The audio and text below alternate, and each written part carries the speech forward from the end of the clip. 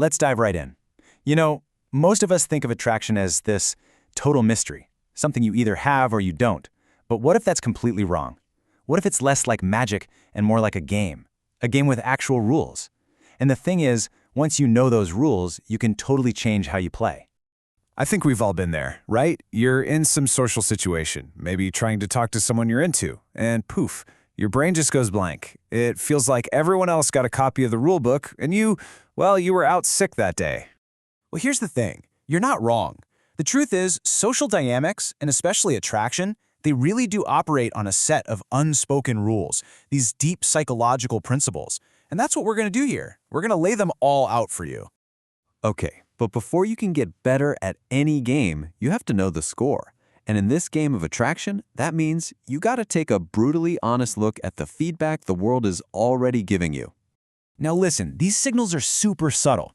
Positive feedback isn't always someone walking up and saying, "You're attractive." No, it's when you catch someone staring and they quickly look away, right? Or you notice people get a little nervous or quiet around you. And the negative signals, they're just as quiet. It's that slow, dawning realization that you're the gatekeeper friend, the one women talk to just to get to one of your buddies.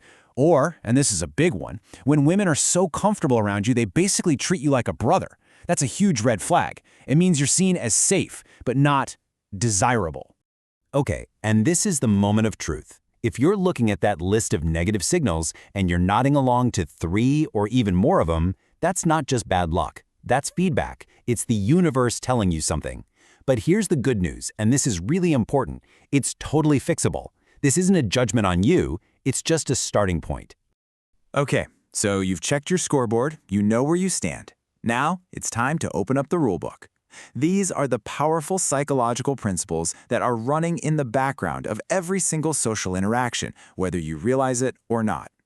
All right, this first one, it completely flips that old play hard to get advice on its head. The mere exposure effect basically shows that familiarity breeds attraction.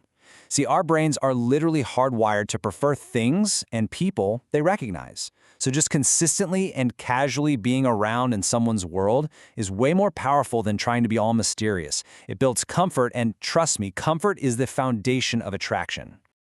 Okay, this next one is so fascinating because it works both ways. It's called behavioral mirroring. When someone's into you, you'll start to notice they subconsciously copy your movements. You lean in, they lean in. You pick up your drink, they pick up theirs.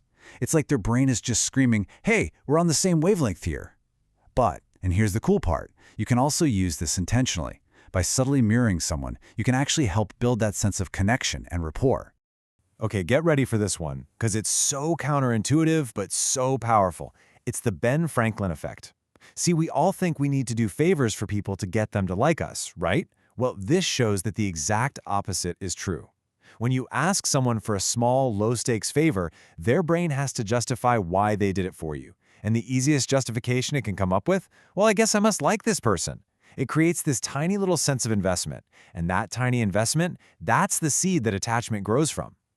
All right, so we've looked at the scoreboard, we've read the rule book. Now it's time to talk about the actual moves.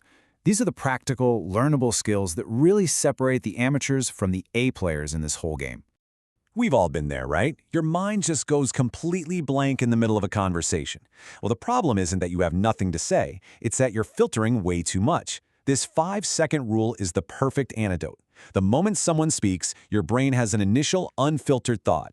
You have exactly 5 seconds to say it before your inner critic, that little voice in your head, jumps in and tells you it's weird or it's stupid.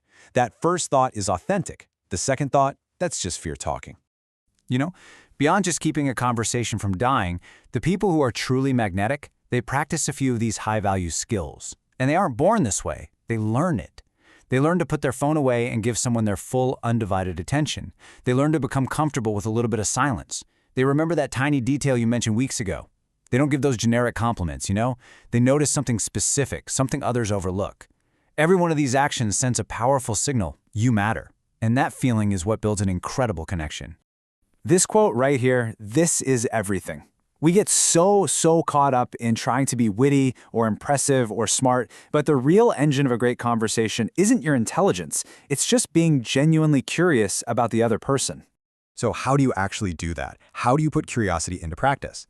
Well, you start by asking better questions. Instead of trying to sound smart, you play dumb on purpose. Ask simple, open-ended questions like, so what do you actually do all day? That gets them to really elaborate. And you don't just ask one thing and move on. You use what's called the curiosity chain to dig deeper with follow-up questions. You can throw in fun what-if questions. And, this is a pro move, you show you are actually listening by calling back to something they said earlier. This is the stuff that makes conversation feel completely effortless. So, okay. After learning all the rules and the moves and how to read the score, what's the actual point of all this? What does winning this so-called game really even look like? And here it is. This is the ultimate mindset shift you need to make. For years, we're taught to perform, right? To be impressive, to have a great story ready to go. But all of that is about you.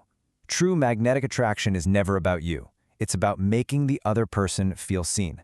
It's about shifting your entire focus from how can I be interesting to how can I be truly interested in them. And that brings us to the final and most crucial point. Look, you can analyze yourself all day long, and you can learn every trick in the book, but none of it, not one bit of it, matters without action. So the real question I want to leave you with isn't some passive thing about your inherent worth. It's a challenge. Attractiveness isn't a lottery ticket you either have or you don't. It's a skill set, and the only thing standing in your way is the decision to start building it.